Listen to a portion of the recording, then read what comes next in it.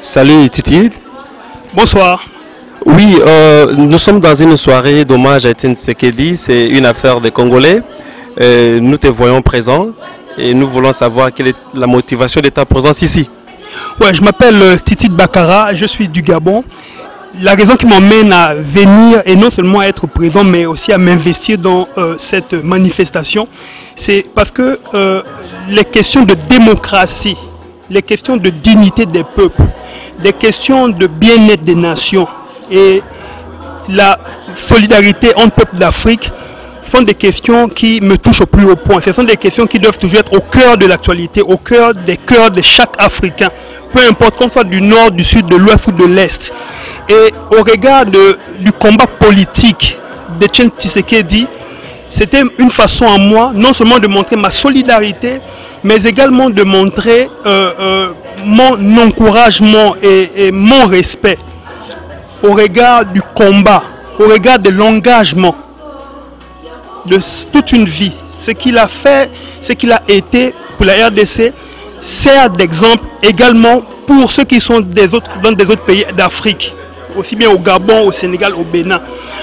Mon rêve le plus précieux à travers cette toile, c'est que je voudrais que les gens puissent exprimer l'idée qu'ils se font sur des questions de la démocratie. C'est par là où allait venir ma question, Titi de Bakara. Qu'est-ce qui explique ces tableaux? Ce tableau, on peut voir la carte de la RDC avec un énorme cœur en or à l'intérieur. Un pays riche, un pays prospère, un pays puissant.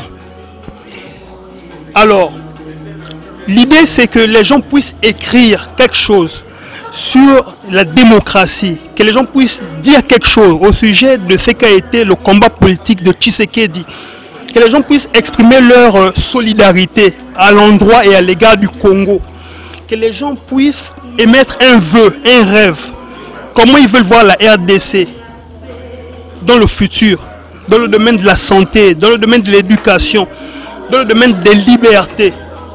Et c'est vrai que ce tableau, je l'ai peint, mais c'est un tableau qui appartient à tout le monde. Ce tableau appartient à toute personne qui croit à la démocratie. Ce tableau appartient aux peuples opprimés, aux peuples qui ne demandent qu'à vivre librement et à vivre dignement. Voilà. Merci Titi de Bakara. Je vois rapidement ici quelqu'un écrit Rise Elephant, c'est-à-dire réveille-toi l'éléphant. Partages-tu le point de vue selon lequel la RDC aurait été un éléphant pour l'Afrique? Oui.